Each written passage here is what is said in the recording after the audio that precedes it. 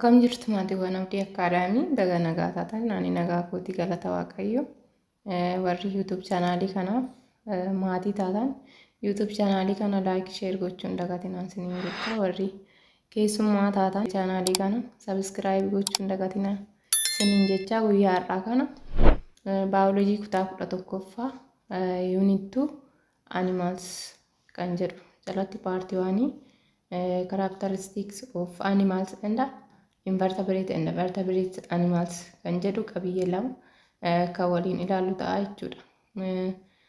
Amaloota bineeldotaa akkasumas invertebrate fi vertebrate maal akka ta'e kan waliin ilaalludha. In today's part we will see characteristics of animals, invertebrate and vertebrates, invertebrate animals and vertebrate animals. Guyyaa har'aa kana kan nuti waliin ilaallu amaloota bineeldotaa invertebrate fi vertebrate, invertebrate animalii akkasumas vertebrate animaliin maal akka ta'an kan waliin ilaalludha jechuudha. Objective of the lesson kaayyuun barnoota keenya irraa by the end of this video you should be able to list the characteristics of animals. Dhuma viidiyoo kanaatti amaloonni bineeldotaa maal akka ta'an tarreessuu ni dandeessu. And also explain the common characteristics of animals akkasumas amaloota dhaabbataa bineeldotaa maal akka ta'e ibsuu ni dandeessu. And list the main characteristics of invertebrates and vertebrates. Amaloonni ijoo invertebrate fi vertebrate animalii maal akka ta'e ni tarreessuu ni dandeessu. And also compare invertebrates with vertebrates characteristics. Invertebrate fi vertebrate amaloota isaanii wal bira qabuun ilaaluu ni dandeessu jechuudha. Compare gochuu ni dandeessu. The first topic is characteristics of animals. Mata duree inni jalqabaa amaloota bineeldotaa kan jedhu amaloonni bineeldotaa maal akka ta'e kan waliin ilaallu ta'a. Animals are multicellular eukaryotic organisms that are heterotrophic, motile, respire, excrete, and lack cell walls. They can digest their food internally, most reproduce sexually, and have many have specialized sensory organs and the ability to move at some point in their life cycle, take on nutrients, grow, and have different body symmetry. Animalii kan jennuun yookiin bineeldota kan jennuun seelii hedduu warra ta'an eukaryotic seelii warra ta'an yookiin niikulasii dhugaa warra qaban akkasumas orgaaneelonni isaanii seel meembireemidhaan kan haguugame akkasumas nyaata mataa isaanii heterootiroofikii warra ta'an nyaata mataa isaanii qopheeffachuu kan hin dandeenye warra of danda'anii socho'an yookiin marsaa jireenya isaanii keessatti yeroo tokko socho'uu warra danda'an akkasumas sirna argansuu warra qaban qilleensa xuraawaa kaarboon daayoksaaydii adeemsa ittiin dhabamsiisan qaama isaanii keessaa akkasumas oksijiinii qilleensa qulqulluu karaa ittiin galfatan respiration systemii kan qaban sirna usaansaa kan qaban excretion systemii xuraawaa qaama isaanii keessaa adeemsa ittiin dhabamsiisan kirdinii warra qaban seel walii yookiin ciccaa seelii kan hin qabne ciccaa seelii kan qaban biqiloota fi fangasoota kan ta'anidha. Akkasumas seensarii orgaanii ispeeshalaayizd ta'e kan qaban akkasumas niwutirantii yookiin nyaata warra fudhatan warra guddatan akkasumas simeetirii garaagaraa kan qaban baayilaateeraal simeetirii, raadiyaal simeetirii, asimeetirii jedhamuudhaan gosa simeetirii garaagaraa kan qaban ta'uu isaaniiti jechuudha. Isa kana mee tokko tokkoon kan ilaallu ta'a jechuudha.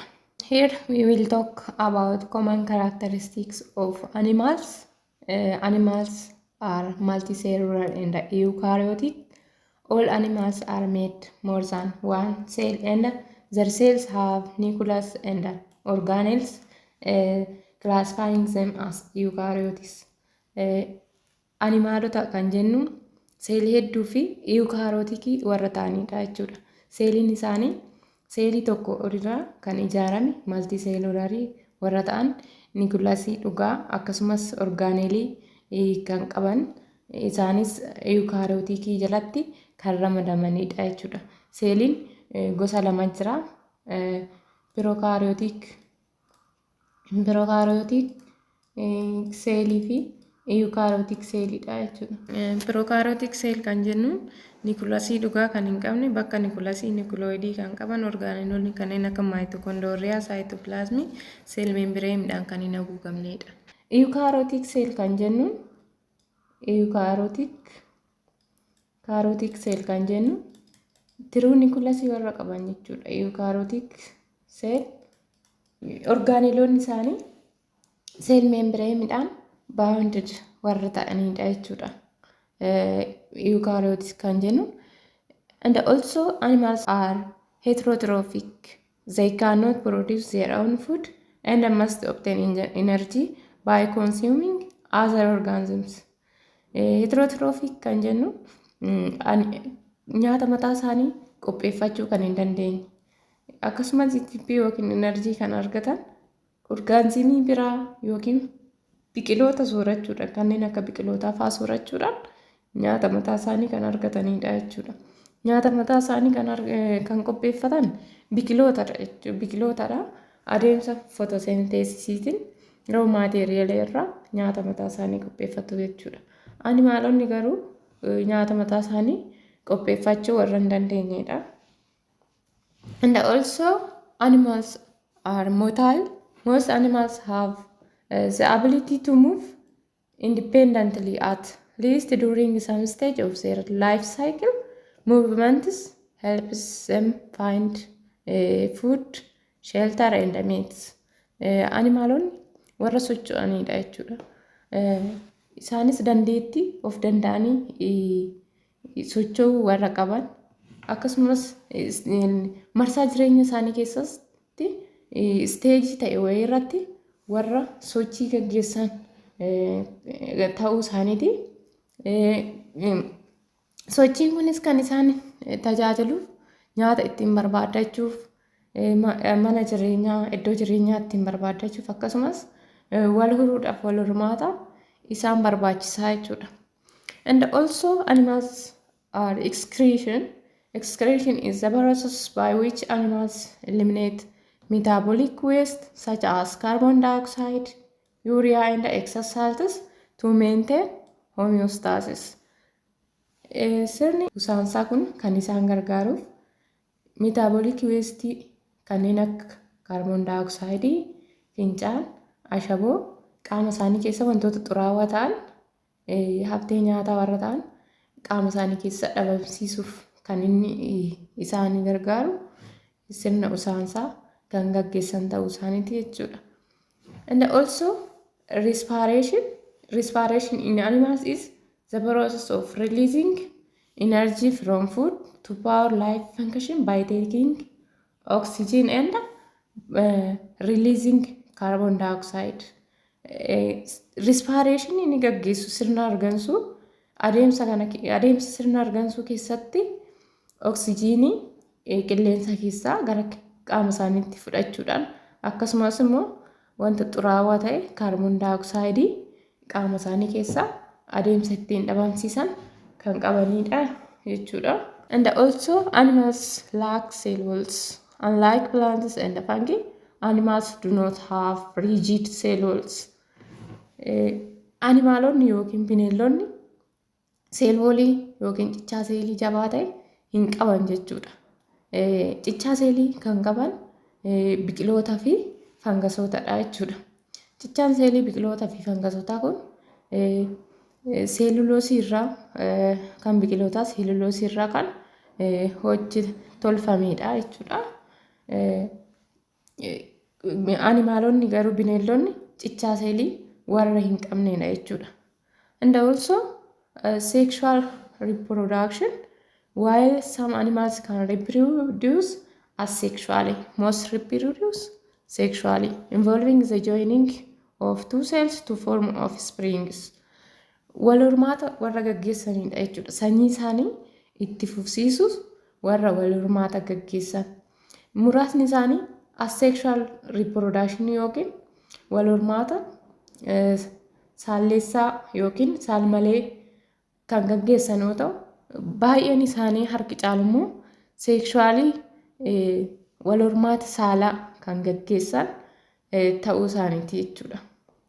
Isaanis walitti dhufuudhaan seeliin offspringii yookiin sanyii kan kennudha jechuudha. Dhala kan kennu ta'uu isaati. And animals have internal digestion.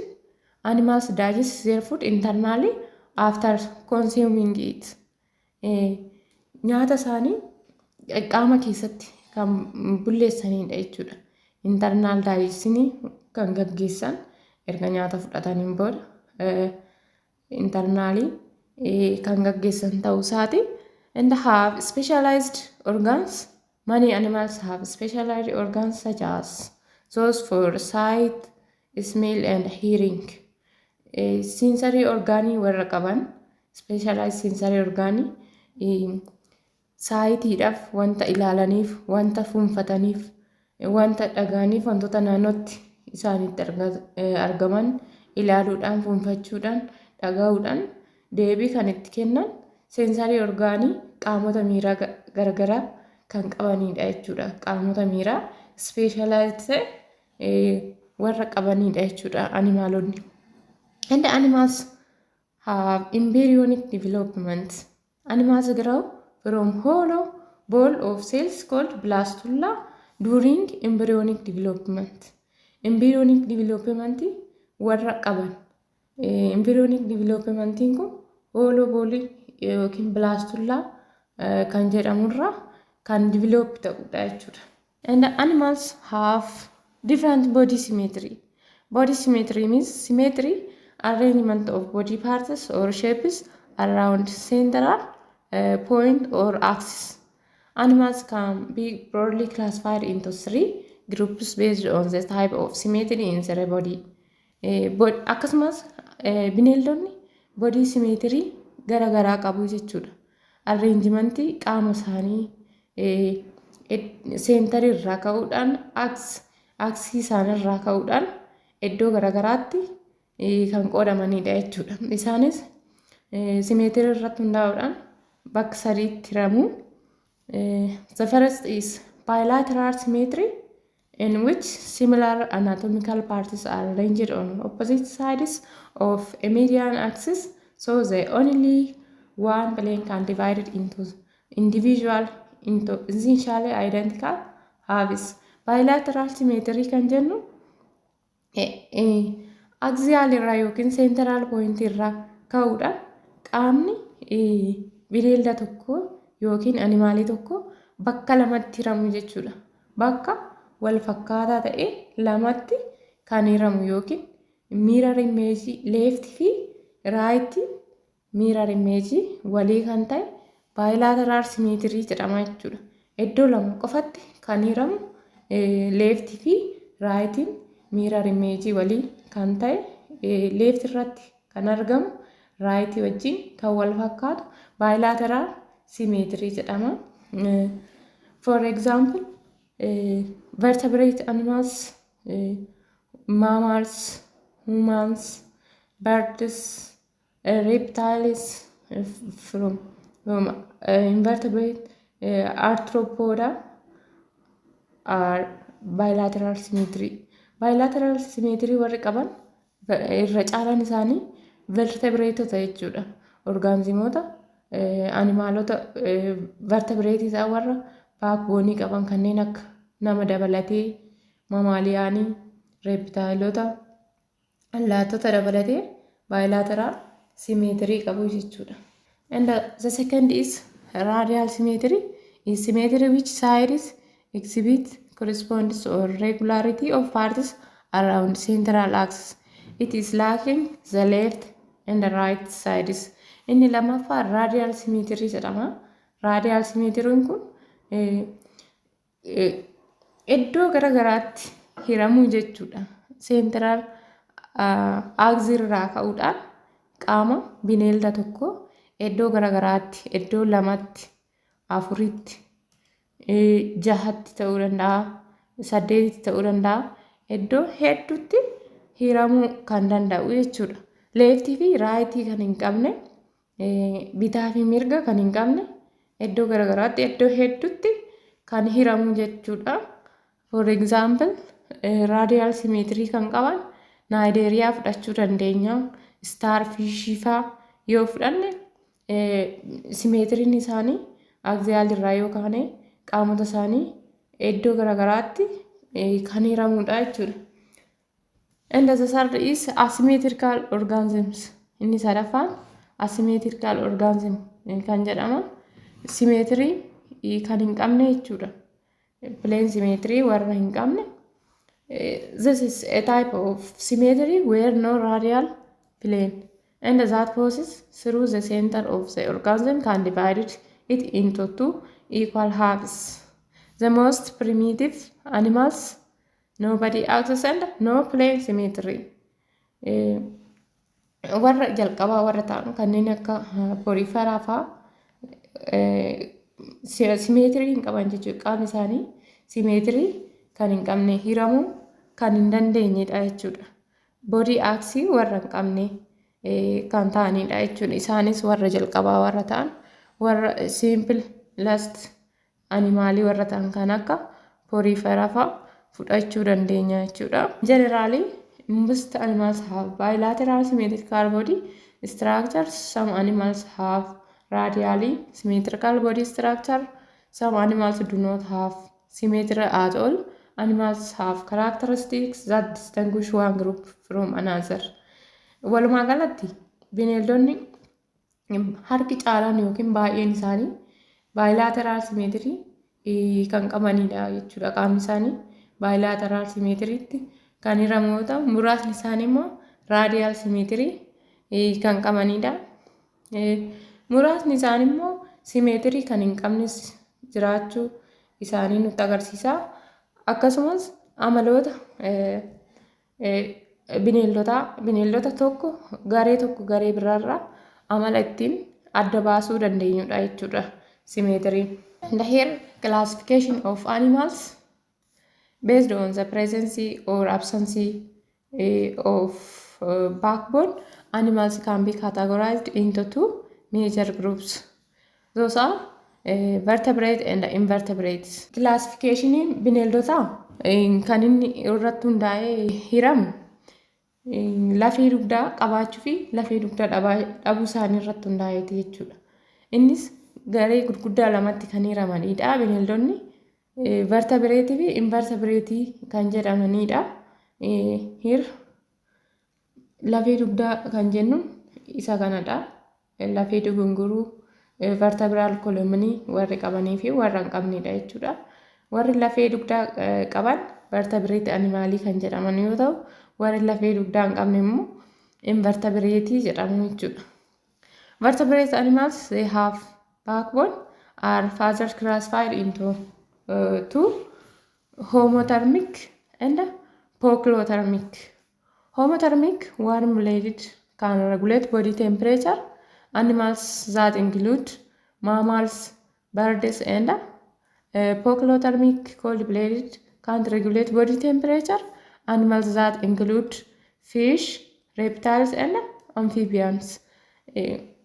Vertebrate animalii kan jennu warra baakboonii qaban ta'anii isaanis bakka lamatti kan hiramanidha jechuudha.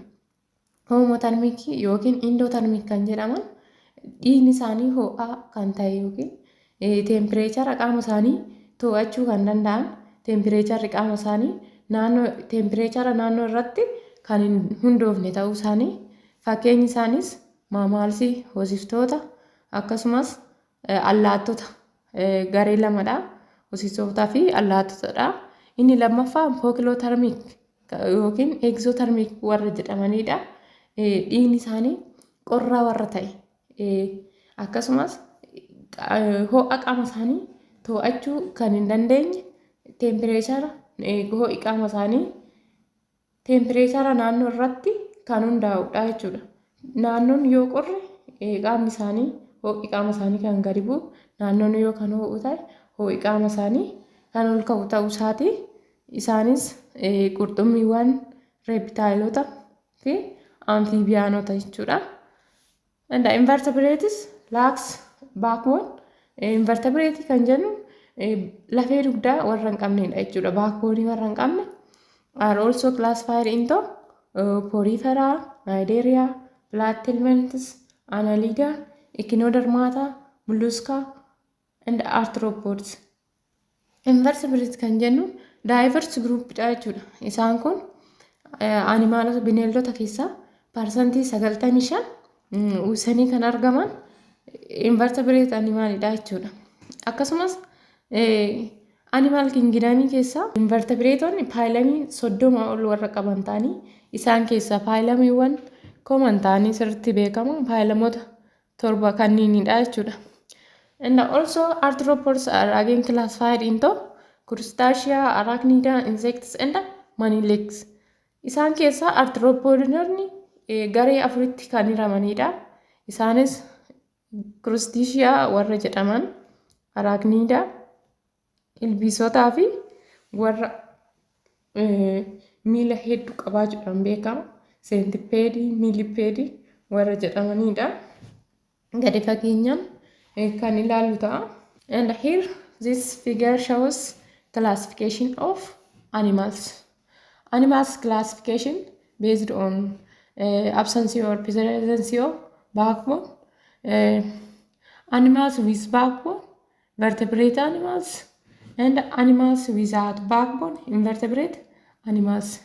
Animalonni classification isaanii kan hiramu backbone yookiin lafee dugdaa qabaachuu fi dhabuu irratti hundaa'anii bakka lamatti kan isaan hiraman vertebrate fi invertebrate. Warri backbone qaban vertebrate kan jedhaman yoo ta'u, warri hin qabne immoo invertebrate kan jedhamanidha. Vertebratein kun warri backbone qaban ammas garee lamatti kan hiramanidha. Homotermikii yookiin indotermikii warra jedhaman warmi bileedii warri qaban kanneen akka maamaalii fi bardiidha. Cold blooded kan jedhaman immoo yookiin poikilotermic yookiin exothermic kan jedhaman fish, reptile and amphibians jedhamani kan hiramanidha jechuudha. Paayilamiin 5 kan qabudha. Vertebratein isaanis bakka lamatti bakka gurguddaa lamatti hiramu. Homothermic animals and poikilotermic animals jedhamuudhaan bakka lamatti hiramu. Warra temperature qaama isaanii to'achuu danda'anii fi warra temperature qaama isaanii to'achuu hin dandeenyedha jechuudha. Temperature qaama isaanii kun yeroo baay'ee reeptaayilota irratti wal hormaata isaanii keessatti seeksii isaanis determine gochuu keessatti sex determination irrattis dhiibbaa qaba jechuudha. Reeptaayilota keessatti seeksii isaanii determine gochuu keessattis gahee qaba jechuudha. Reeptaayilota keessatti temperature yoo kan dabalu ta'e yeroo tokko yeroo itti dhalaan dhalatan jiru, yeroo temperature immoo kan gadi bu'u ta'e yeroo itti kormaa hanqaaquun isaanii kormaa hach godhu jira jechuudha. Seeksii isaanii determine gochuu keessattis gahee qaba jechuudha temperature. And invertebrate animals, invertebrate kan jennuun warra backbone hin qabne yookiin lafee dugdaa hin qabnedha.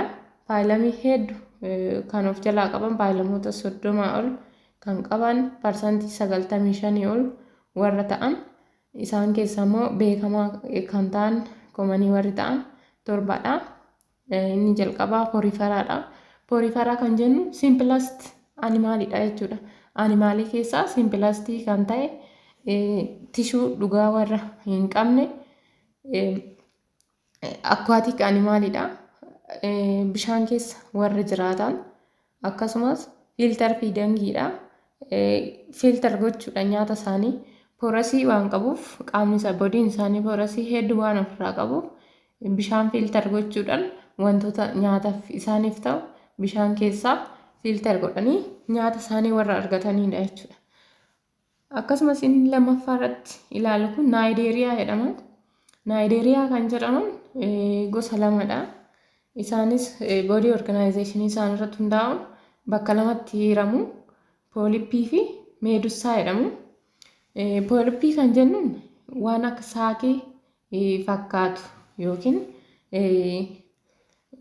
dooniyyaa midhaan itti naqatan kan fakkaatu ta'ee gubbaa isaarra tentaakilii kan qabudha jechuudha. Tentaakiliin isaa kun haada wanti fakkaatu kun wanti flexible ta'e kun ol garagaree kan argamu poolippii jedhama. Inni asirratti fakkii kanarratti arginu kun meedussaa jedhama. Dibaabee kan fakkaatudha. Akkasumas tentaakilii kan ofirraa qabanidha jechuudha. Tentaakilii isaanii kanaan iddoo barbaadanitti diriirsuudhaan wantoota nyaataaf isaaniif ta'u ittiin funaannachuu danda'anidha jechuudha. Akkasumas pooyizinii garagaraas warra maddisiisanidha jechuudha. Inni sadaffaa irratti ilaallu analiidaa jedhama. Analiidaa kan jennu seegmantii wormiidha. Warra seegmantii bodiin isaanii iddoo garagaraatti hirame sarara kan ofirraa qabudha jechuudha. Erzii wormii fa'aadha. Inni afuraffaa irratti ilaallu mulluskaa jedhama yookiin cilaalluu gosoota cilaalluuti. Mulluskaa kan jennu sooftii bodii warra qabanii fi qaamni isaanii gara alaa sheeliidhaan kan haguugamedha jechuudha. And also flat elements raamoo battee flat wormii teeppii wormii fa'aa kan ta'anidha. Firii liivingii fi parasaayitii of jalaa qaba jechuudha. Inni kun warri firii liivingii ta'an kan akka tarbilaariyaa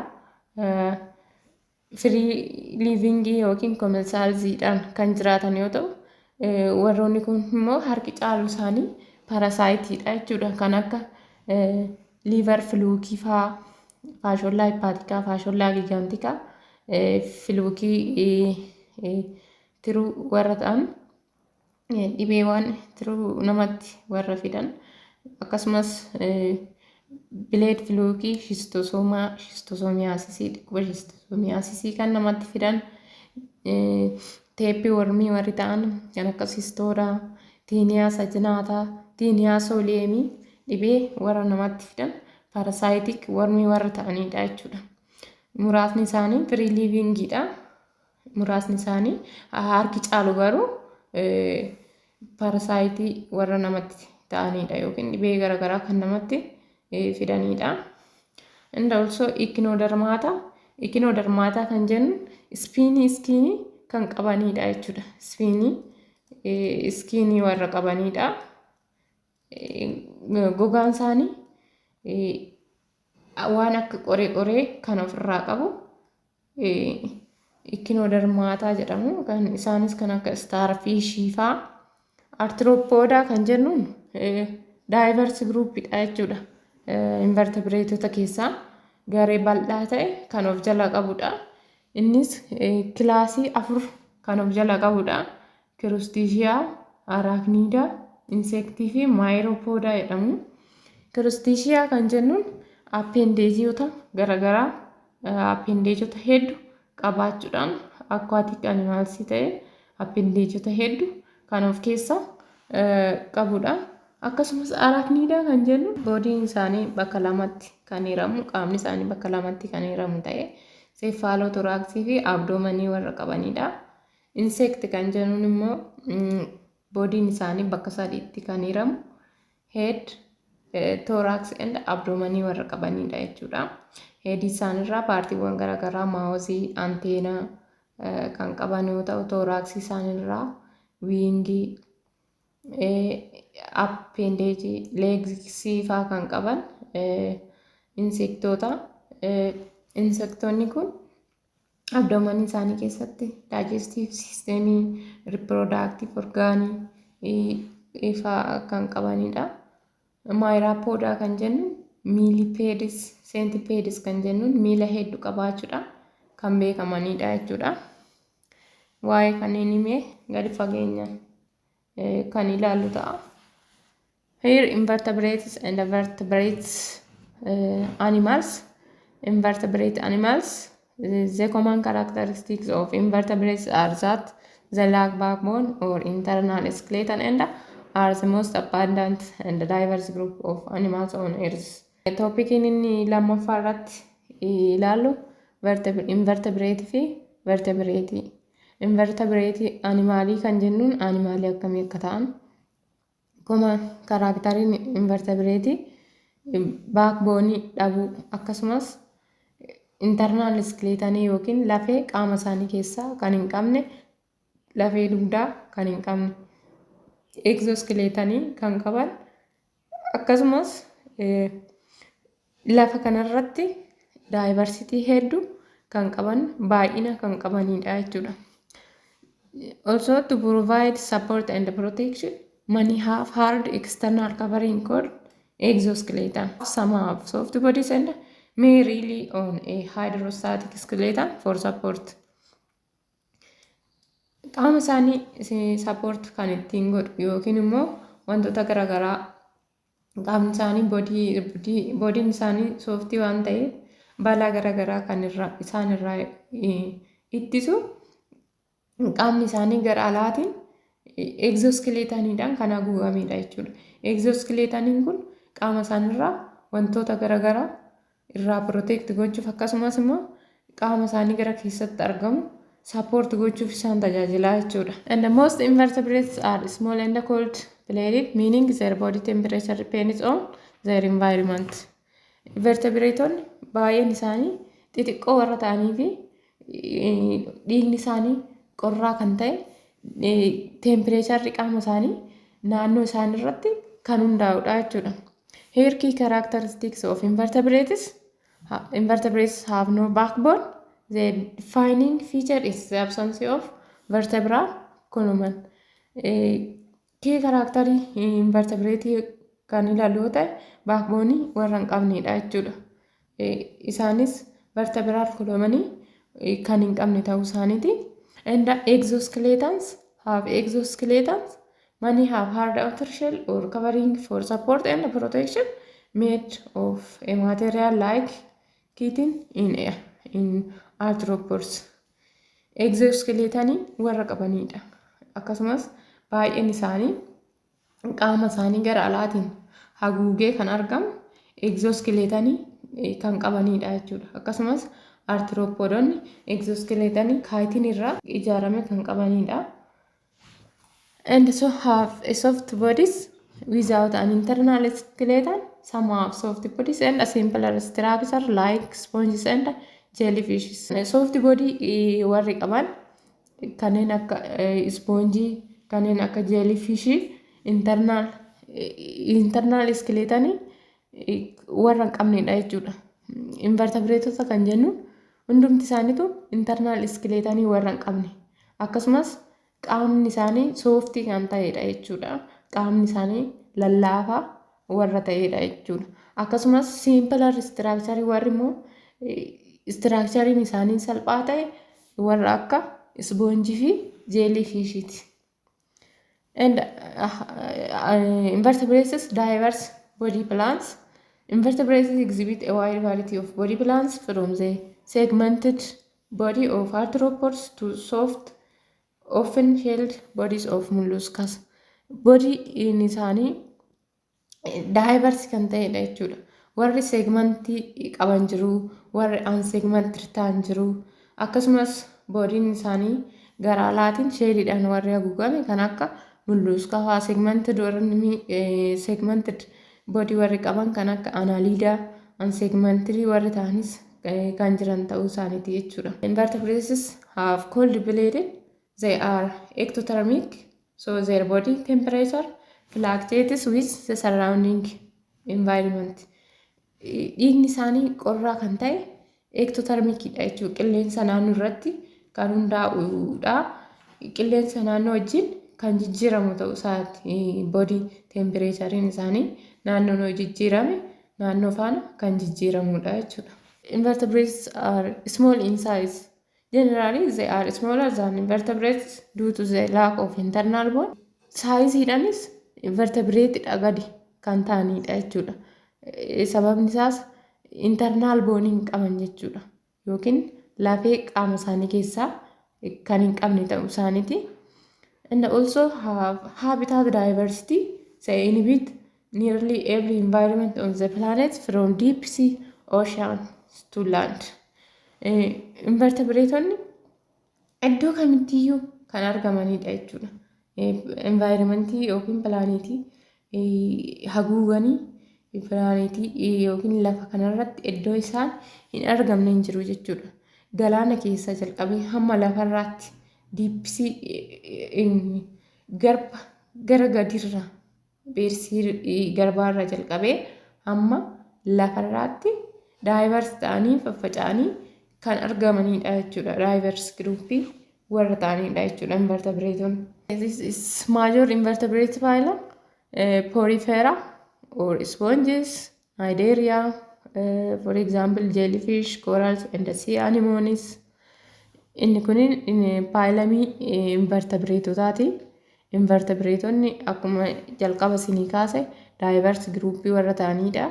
Paayilamoota 30 ol animaalota keessaa kingdom animaalii keessa parsantii 95 ol uwwisanii kan argaman akkasumas paayilamoota 30 ol kan qaban ta'uu isaanii jalqaba ilaallee irraa isaan keessaa common paayilamiin beekamoon ta'an warri koomanii ta'an paayilamoota 7dha. Isaanis Porifera, ispoonjota kan jennuun Cnidaria kanneen akka jeelifishii, kooraalsii, sea anemoonsii, filaatti elementis kan jennuun filaatti wormii akkasumas teeppi wormii fa'aa dabalatee neemaatooda kan jennuun raawundi wormii, raammoo ulee, analiidaa kan jennu seegmantir wormii warra sarara qaban kanneen akka erzii wormii fa'aa, liichii fa'aa, muluskaa, isneelii, kilaamsii and oktopaasis kan jedhaman artiropoodota kan jennu garii bal'aa ta'ee laarjest giruuppii warra ta'an kilaasiiwwan 4 kan of jalaa qabu insektii, kirustaashiyaa, insektii, araakniidaa, maniileeks insektoota warra ta'an maniileeks maayiripooda warra ta'an kan of jalaa qabudha jechuudha. Artiropoodonni invertebraatota keessaa largest group warra ta'anidha. Inni dhuma ekinodermaata spinis keenya warra qabne starfishii, sea archens, sandidoolaarii fa'aa jechuudha. Here Porifera known as sponges, these are the simplest multicellular animals. They have specialized cells but no true tissue or organs and filter feed by pumping water through pores. Porifera kan jennu ispoonjota jechuudha. Akkasumas warra salphaa ta'an maltiseelularii warra ta'an simpilas maltiseelularii warra ta'an garuu tishuu dhugaa warra hin qabnedha. Haalli soorannaa isaanii filter fiidingii warra ta'e bishaan paamp gochuudhaan poorasii isaanii keessa dabarsuudhaan wanta nyaata isaaniif ta'u of keessatti kan hambifatan Porifera jedhamu. Aquatic animalidha jechuudha. And also the second is Cnidaria. Cnidaria is aquatic invertebrates are characterized by radial symmetry and stinging cells called nematocysts. Cnidaria kan jennu aquatic invertebrate ta'ee radial symmetry qabaachuudhaan kan beekamu stinging cell yookiin specialized cell orgaanizimii biraa ittiin hidduuffaa kan oolu akkasumas veenomii maddisiisuudhaan kan beekamanidha jechuudha. Gareen kun akkasumas teentaakilii warra ofirraa qabanidha.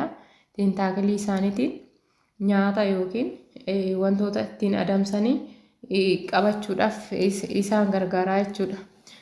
For example, jellyfish, free swimming, bell-shaped cnidarians, corals and sea anemones, sessile polyp-shaped cnidarians that often live in colonies. Jellyfishii kan jennuun free swimming warra ta'anii fi sheeppiin isaanii bell-shaped kan ta'edha. Corals fi sea anemones kan ta'an immoo sessile warra ta'an sea bearsitti maxxananii kan hin sochoonidha. Yeroo yaangii isaanii qofa warra socho'anidha. Sana booda gara jalaatti yookiin galaana gara jalaatti maxxananii warra jiraatan warra poolip sheeptii qaban jechuudha.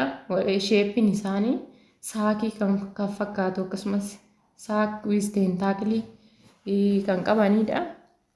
Isaanis kan jiraatan koloniidhaan warra jiraatanidha. And another is platyhelminthes commonly called flatworms. These are soft-bodied and segmented and flattened animals that show bilateral symmetry. For example, include tapeworms and planarians. Platyhelminthes kan jennuun warra parasaayitii fi warra free livingii ta'anidha. Baay'een isaanii warra parasaayitii ta'anidha. Muraasni isaanii garuu free livingiidha jechuudha. Qaamni isaanii filaattii kan ta'e yookiin battee kan ta'e jechuudha. Raammoo batteedha. Akkasumas seegmentii kan hin qabne qaama isaaniirraa seegmentii kan hin qabne simeetiriin isaanii baayilaateral simeetirii kan ta'edha. Fakkeenyi isaanii teepwormii fi pilaanariyaanidha. And also nematoda known as roundworms. These are cylindrical. Nematoda kan jennuun roundwormidha jechuudha. Raammoo ulee kan fakkaatanidha. Qaamni isaanii cylindrical kan ta'e cross section goonee innaa ilaallus raawundii kan ta'edha jechuudha. Qaamni isaanii ulee kan fakkaatu raawund nematoda kan jedhamanidha. Akkasumas seegmentii kan hin qabnedha. And also have complete digestive system. Digestive systemiin isaanii complete kan ta'e jechuudha. From mouse to anus. Afaanii kaasee amma anas isaanitti digestive systemii guutuu kan gaggeessanidha jechuudha. Sirna bullaa'insa guutuu kan gaggeessan ta'uu isaaniidha. They can be free living or parasite. Free living warri ta'anis jiru, warri parasite ta'anis kan jiranidha jechuudha. And also Annelida, this phylum consists of segmented worms with body divided into repeated ring-like segments. Annelida kan jennuun phylamiin isaanii segmentii warra qaban qaamni isaanii sarara qabaachuudhaan kan beekamudha. For example, earthworms, terrestrial annelids important for soil aeration and nutrient cycling. Earthwormii phaalamii annelida jalatti kan argamu ta'ee terrestrial annelidadha jechuudha. Lafarratti kan argamudha. Innis soil aeration yookiin soil fertilityidhaaf kan gargaarudha jechuudha. Nutrient cycle gochuudhaaf inni kan gargaaru. And also leeches primarily freshwater or terrestrial annelids with some parasitic species. Leeches kan jennuun aquatic animalidha jechuudha. Annelida keessatti aquatic yookiin terrestrial warra lafarratti argaman yookiin warra bishaan keessatti argaman ta'anii muraasni isaanii parasaayitii warra ta'anidha jechuudha. Fakkeenyaaf dhula yookaan fudhannu ta'e bineeldota irratti parasaayitikii kan ta'anidha jechuudha. And also mollusca. Mollusca are soft-bodied animals, many which have hard outer shell for protection. Mollusca kan jennuun yookiin gosoota calaaluuti. Qaamni isaanii soofti ta'ee qaama isaanii alarraa sheelidhaan kan haguugamedha jechuudha. Qaama isaanii sooftii gara keessatti argamu isaan protect gochuuf kan isaan gargaaru sheelidhaan kan haguugame ta'uu isaati. For example, gastropods include snails, slugs with single shell or no shell at all. Gastropods kan jennu gosoota kilaasii molluskaa keessaa isa tokko ta'ee snailii, slugii fa'aa kan of jalaa qabu akkasumas sheelii isaanii sheelii qeenxee yookiin immoo sheelii kan hin qabne ta'uu isaaniiti. And the bivalves characterized by two hinged shells. Example, clams, oysters and mussels.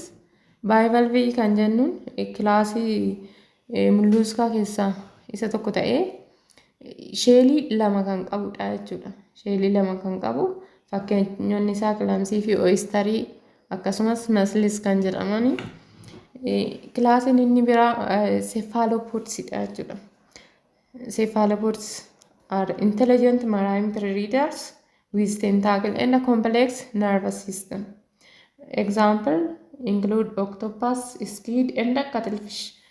Cephalopods kan jennuun baay'ee cimaa kan ta'e marine animaalsii yookiin mulluuskaa ta'e tentaakilii kan ofirraa qabu akkasumas nerve systemii walxaxaa kan qabudha jechuudha. More intelligent animaalii kan ta'edha jechuudha. Cephalopodsiin kun isaanis octopusii, squidii fa'aa cuttlefish fa'aa kan jedhamanidha. Echinodermata, these are marine animals with spiny skin and radial symmetry. As adults, they possess a unique water vascular system for movement and feeding. Echinodermata kan jennuun bineeldota maraayinii yookiin bishaan ashaboo keessa jiraatan ta'ee gogaan isaanii ispiinii yookiin waan akka qoree kan ofirraa qabuu fi raadiyaal simiitirii kan qabanidha jechuudha. Wanti isaan adda taasisu water vascular systemii kan qaban akkasumas muuvimantiidha. Akkasumas nyaata ittiin kan argatan water vascular systemii warra qabanidha. For example, sea stars or starfish have multiple arms radiating from a central disc. Sea urchins, spherical bodies covered in movable spines. Sea cucumbers, elongated cylindrical bodies. Fakkeenyonni isaanii sea stars yookiin starfish kan jedhaman armii hedduu qabaachuudhaan kan beekaman akkasumas raadiyeetingii kan ta'e central disk isaaniirraa sea urchinii kan jennu immoo spherical bodiin isaanii sphericalii kan ta'ee fi ispiinii socho'uun yookiin waan akka qoraattii gogaa isaaniirraa qaban sun kan socho'uun haguugamee kan argamudha qaamni isaanii. Sea cucumberii kan jennuun immoo elongated warra ta'anii fi warra dheeroo ta'anii fi bodiin isaanii boca silindarii kan qabudha jechuudha. The last class is Arthropoda. This is the largest and the most diverse phylum of animals characterized by segmented bodies, jointed appendages and a tough exoskeleton. Arthropodota kan jennuun garee bal'aa ta'e yookiin diverse groupii animaalota keessa diverse groupii ta'e qaamni isaanii sarara kan qabu, segmentii kan qabu, appendejota kan qaban akkasumas exoskeletonii jabaa akka ta'e kan qabanidha jechuudha. And also Arthropoda is classified into 4 groups. Arthropodonni kun kilaasota afuritti kan hiramanidha. The first class is insects. Insects have 3 body parts: head, thorax, and abdomen. Have 6 legs and 2 antennae. For example, bees, beetles, and butterflies. Insect kan jennuun yookiin ilbiisonni qaamni isaanii iddoo sadiitti kan hiramu jechuudha. Paartii sadii kan qabu mataa, mormaa fi garaa kan qaban 3 pair of legs yookiin miila 6 kan qaban pair of antenna yookiin antenna 2 kan qaban isaanis kanneen akka bees kan jedhaman, beetles, butterflies kan jedhaman gosoota insectiiti jechuudha. And also the second class is arachnids.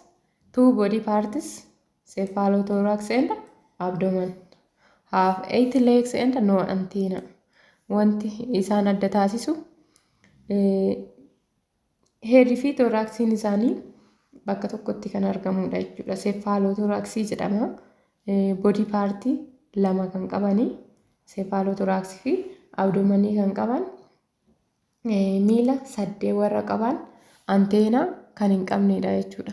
Insektonni anteenaa pair of anteenaa kan qaban yoo ta'u warri kilaasiin arachnidaa garuu anteenaa kan hin qabne ta'uu isaaniiti. For example, include spiders, scorpions and ticks. Kanneen akka sharariitii, scorpionii fi tiiksii fa'aa arachnidaa jalatti warra ramadamanidha. The third is class crustaceans, aquatic arthropods with multiple appendages, gills for respiration and often hard carapace.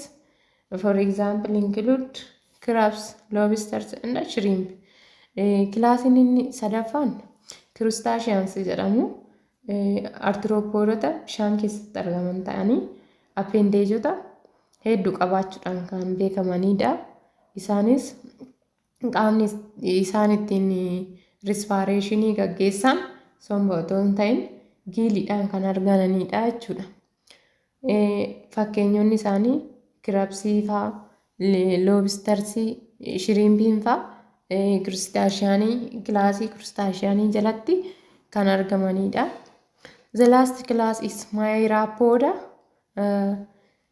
This is terrestrial arthropods with many body segments and legs.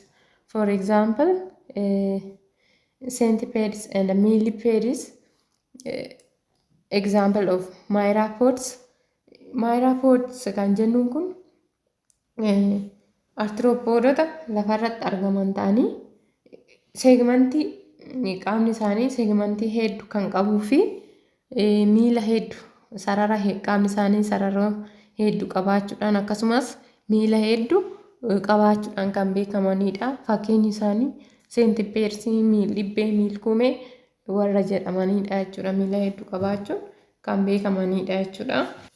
Vertebrate animals asitti kan ilaallu taanee kan ilaallu bineeldota vertebrate maal akka ta'an kilaasii isaanii amaloota isaanii kan ilaallu ta'a jechuudha.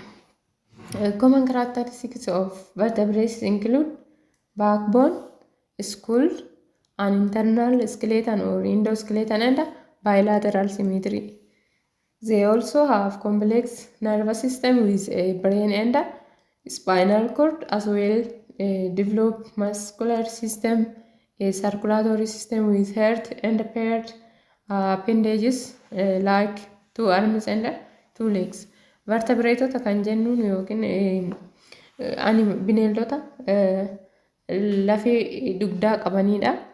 Isaanis amaloonni isaanii koomanii ta'an lafee dugdaa qabaachuu, iskuulii lafee mataa kan qaban, lafee qaama keessa kan qaban, indooskileetanii warra ta'an, akkasumas simeetiriin isaanii baayilaateraa simeetirii warra qabanii, akkasumas narvi siistemiin isaanii koompileeks kan ta'e narvi siistemii walxaxaa bireenii fi ispaayinaal koordiidhaan walitti hidhama kan qabu narva siistemii kan qaban, maashaan isaanii maskular siistemiin isaanii jabaa kan ta'e akkasumas sarkulaatoorii siistemii sirna marsaa dhiigaa onnee faana kan wal qabatu kan qabanii fi appendeejota kan ofirraa qaban miila 2 harka 2 qabaachuudhaan kan beekaman vertebrate animal jedhamu jechuudha. And here we will talk about key characteristics of vertebrates. Vertebrates have backbone. All vertebrates have backbone, which is segmented column of that protects the spinal cord. Vertebrates kan jennuun warra backbone qaban yookiin lafee dugdaa qabanidha jechuudha. Hundumti isaanii lafee dugdaa qabaachuudhaan kan beekaman, lafeen dugdaa isaanii segmentii kan ta'e yookiin vertebral column kan qabanidha. Innis kan isaan gargaaruuf spinal cord isaanirraa balaa ittisuuf kan isaan gargaarudha jechuudha. And vertebrates are internal skeleton. They have an endoskeleton made bone or cartilage that provides support, allows for movement and protects organs. vertebraatonni internal skeleton yookiin lafee qaama isaanii keessaa kan qabanidha jechuudha. Innis lafeerraa yookiin kaartileejirraa kan ijaaramedha jechuudha. Innis kan isaan tajaajiluuf qaama isaanii sappoorti gochuuf, maasha isaanii sappoorti gochuuf, akkasumas ittiin akka isaan socho'aniif, akkasumas orgaanota gara keessatti argaman orgaanota lallaafaa ta'an kan akka tiruu, kalee, sombaa, onnee fa'aarraa balaa garaagaraa irraa ittisuuf kan isaan gargaarudha jechuudha. Internal skeleton yookiin endoskeleetaniin kun. And also vertebrate have skull, cranium or skull encloses and protects the brain. Iskuulii qabaachuudhaan beekamu jechuudha yookiin lafee mataa kan qabanidha. Cranium kan ta'e iskuuliin kun sammuu isaanirraa balaa ittisuuf kan isaan gargaarudha jechuudha. And also vertebrates have bilateral symmetry. Symmetryin isaanii bilateral kan ta'edha. Their bodies are symmetrical with left and right sides that are mirror images of each other. Body symmetryin isaanii leeftii fi yookiin mirgii fi bitaan isaanii mirror image walii kan ta'e yookiin kan wal fakkaatu jechuudha. Qaamni isaanii iddoo lamatti seentiraal raaksii irraa ka'uudhaan bakka lamatti yookaan hiramu ta'e leeftii fi saayidii kenna. Leeftii fi saayidiin kun immoo mirror image walii kan ta'edha jechuudha. Vertebrates have complex nervous system. They have central nervous system with brain and spinal cord which are connected. Sirna narvii walxaxaa ta'e kan qabanidha.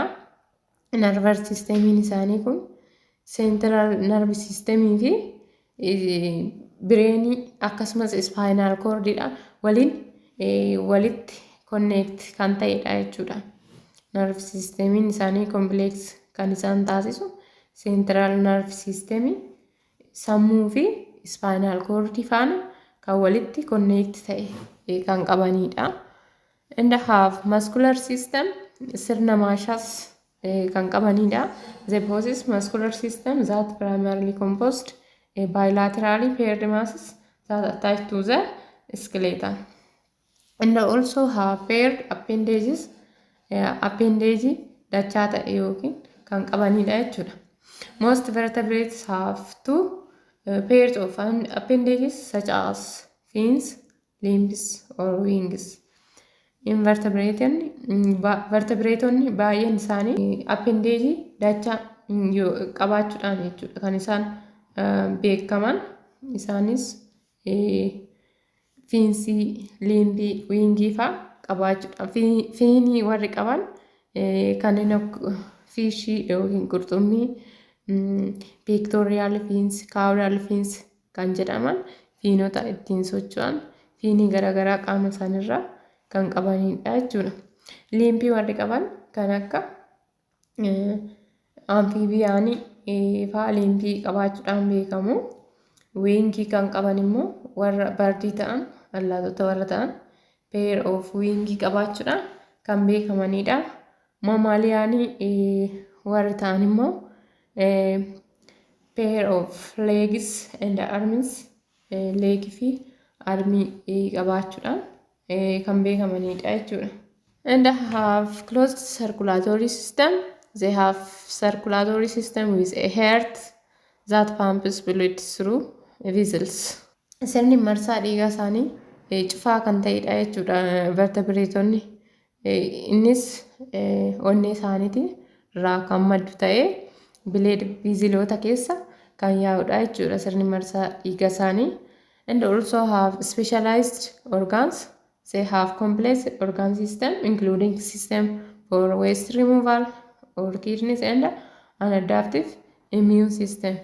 Specialized organic sensory organic garaagaraa complex kan ta'e kan qabanidha jechuudha. Here types of vertebrate animals asirratti kan ilaallu gosoota vertebrate animalii yookiin bineeldota vertebrate ta'an gosa isaanii kan ilaallu ta'a jechuudha. Vertebrates are animals with backbone or spinal column, which part of a more complex internal skeleton. They are broadly divided into 5 major groups or classes: fish, amphibians, reptiles, birds, and mammals.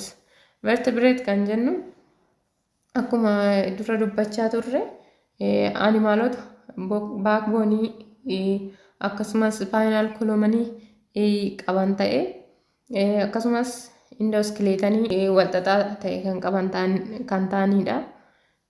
Akkasumas isaanis garee gurguddaa 5tti kan hiramanidha. Isaanis qurxummiilee, amfiibiyaanota, reeptaayilota, allaattotaa fi hoosiftoota jedhamuudhaan garee 5tti kan qoodamanidha. The first class is fish.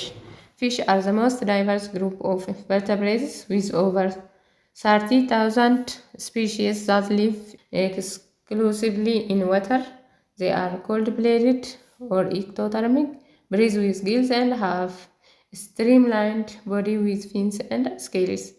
Vertebrateota keessa most diverse group warra ta'anidha. Akkasumas sanyiiwwan 30,000 ol kan qabanidha jechuudha. Isaanis bishaan keessa warra jiraatanidha. Aquatic animalidha. Isaanis pookilootermikii warra ta'an yookiin eekootermikii warra ta'an, dhiigni isaanii qorra warra ta'edha. Geelidhaan kan argaman akkasumas qaama isaanii irratti fiinota garaagaraa kan qabanii fi qaamni isaanii iskeeliidhaan kan haguugamedha jechuudha. Gosoota iskeelii garaagaraa kan qabanidha. Fiiniin qaama isaanii irratti kan argamu appendeejota isaaniiti. Ittiin sochiidhaaf kan isaan gargaaru. Iskeeliin immoo watarpiruufii kan ta'e kan watarpiruuf isaan irraa godhu iskeeliidhaan kan haguugamedha jechuudha qaamni isaanii. For example, salmon, sharks, rays and seahorses fakkeenyota qurxummiileeti jechuudha isaan kunniin. The second class is amphibians. Amphibians are unique among vertebrates for their double life. Inni lammaffaan kilaasiin inni lammaffaan amphibiyaanota. Amphibiyaanonni vertebrateota keessaa addadha jechuudha. Isaanis jireenya lama jiraachuudhaan kan beekamanidha jechuudha. Gareen tokko bishaan keessa kan jiraatan yoo ta'u, gareen inni biraa immoo lafarra kan jiraatanidha jechuudha. Jireenya lama jiraachuudhaan kan beekamanidha. Jireenya lafarraa fi jireenya bishaan keessa jiraachuudhaan kan beekamanidha. Also, they live part of their life in water, breathing with gills, and the other part on land, developing lungs as adults. Warri bishaan keessa jiraatan paartiiwwan amfiibiyaanii keessa garee amfiibiyaanii keessa warri bishaan keessa jiraatan breathing systemiin isaanii breathingii kan ittiin gaggeessan yookiin qaamni isaanii ittiin arganan giiliidhaan yoo ta'u, kan lafarra jiraatan immoo laangiidhaan kan argananidha jechuudha. Somba isaaniitiin arganuun kan jiraatanidha. They are cold-blooded and have moist permeable skin. Akkasumas dhiigni isaanii qorraa kan ta'edha jechuudha. Exothermicidha. Have moist lallaafaa kan ta'e skiiniin isaanii permeable kan ta'edha jechuudha. Skiinii lallaafaa ta'e haphii ta'e kan qabanidha jechuudha. Example, frogs, toads and salamanders. Fakkeenyonni isaanii kanneen akka raachaa, fattee fa'aa, salamandarii fa'aa fakkeenyota amphibiyaanotaa ta'e jechuudha. The third class is reptiles. Reptiles are air-breathing vertebrates that are well adapted for life on land. Reptiloonni lafarra jiraachuudhaan kan beekamanidha. Lafarratti adapt warra ta'anidha jechuudha. And they are cold-blooded, have dry, scaly skin, and most lay eggs with leathery or hard shells on land. Akkasumas dhiigni isaanii qorraatan kan ta'e exothermikii kan ta'an qaamni isaanii gogaa kan ta'e gogaan isaanii iskeelii kan ofirraa qabu akkasumas baay'een isaanii eeggi yookiin hanqaaquudhaan kan wal horanii akkasumas hanqaaquun isaanii kun leezarii yookiin sheelii jabaadhaan kan haguugameedha jechuudha. Hanqaaquun isaan buusan kun lafarrattidha. Lafarratti kan buusan ta'ee hard shellidhaan yookiin waan akka leezariitiin kan haguugameedha jechuudha.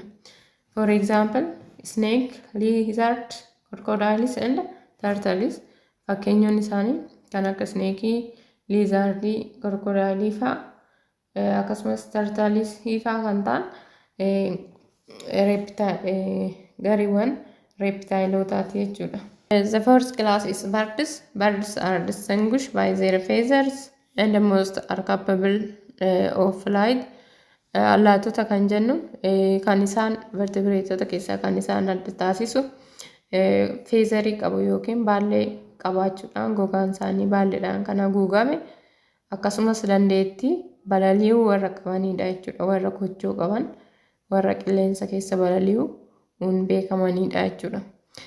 They are warm-blooded or endothermic or homothermic animals, breathe with lungs and have wings and a beak, and they lay hard-shelled eggs. Akkasumas endothermikii yookiin homothermikii kan ta'an dhiigni isaanii ho'aa kan ta'e tempereechara qaama isaanii regulate gochuu warra danda'an warra laangiidhaan harganan akkasumas wiingii kochoo kan qaban biikii kan qaban hanqaaquun isaanii sheelii jabaa ta'een kan haguugamedha jechuudha. Example, eagles, sparrow, ostrich and penguins. Bardoota keessaa simbirri halkanii dhaluudhaan yookiin ilmoo dhaluudhaan kan ishiin beekamtu isheerra kan hafe allaattonni hundumtuu oviipaarasiidha jechuudha. Viiviipaarasii kan taate simbira halkanii qofa dhala godhachuudha yookiin dhaluudhaan kan beekamtu. Gareen kun garuu oviipaarasii yookiin hanqaaquu buusuudhaan kan beekamanidha jechuudha. Hanqaaquudhaan kan wal horanidha. The last class is mammals. Mammals are the most complex group of vertebrates with features that allow for adaptability across various environments. Hoosiftoota kan jennuun kilaasii isa dhumaati. Hoosiftoonni kun garee complex warra ta'anidha jechuudha vertebraatota keessaa. Isaanis maamaarii gilaandii warra qaban warra ilmoo dhaluudhaan beekamanidha. Akkasumas warra ilmoo isaanii harma hoosisuudhaan beekamanidha. Warra viiviipaarasii ta'anidha jechuudha. Akkasumas endothermikii warra ta'anidha. They are warm-blooded, have hair or fur, breathe with lungs and produce milk to feed their young. For example, humans, dogs, whales and kangaroos. Maamaalsii yookiin hoosiftoota kan jennuun body temperature isaanii regulate gochuu warra danda'an, qaama isaaniirraa rifeensa warra qaban, warra sombaan arganan, akkasumas warra aannan daa'ima isaaniif aannan harma hoosisuu warra danda'anidha jechuudha. Maamaarii gilaandii warra qaban jechuudha. Isaanis kan akka namaa, saree, kan akka adurree, kan akka kangaaroo fa'aa maamaalii jalatti kan ramadamanidha jechuudha. And also all vertebrates are chordates, but not all chordates are vertebrates. Vertebraatonni hundi isaaniitu kordaata jalatti ramadamanii jechuudha. Garuu kordaataan hundi vertebraatii miti jechuudha. Kana hubachuu qabdu. And the chordates animals with notochord. Kordaata kan jennuun animaalota notochordii qaban ta'uu isaaniiti. In general, in this section you have learned about characteristics of animals, common characteristics of animals, classification of animals, invertebrate and vertebrate animals, invertebrate animals and the vertebrate animals. Walumaa galatti guyyaa har'aa kana kan nuti waliin baranne amaloota bineeldotaa maal akka ta'e, amaloonni bineeldonni waliin qaban, amaloonni dhaabbataan isaanii maal akka ta'e, akkasumas kilaasifikeeshinii bineeldota maal irratti hundoofne garee lamatti akka isaan hirru barannee irraa jechuudha. Akkasumas invertebrate animaalii kan jennuun animaalota akkamii akka ta'an, vertebrate animaalii kan jennuun animaalota akkamii akka ta'an, akkasumas amaloota isaanii kilaasifikeeshinii isaanii tokko tokkoon ilaallee irraa jechuudha. Kan guyyaa irraa kanumarratti xumureen jira. Yeroo ittaanu toopikii ittaanu unit 2 animals part 2 reproduction in animals kan jedhu kan waliin ilaallu ta'a. Ammasitti nagaan naa tura jecha viidiyoo kana like, share, subscribe gochuun dagatinaa. Nagaan naaf tura.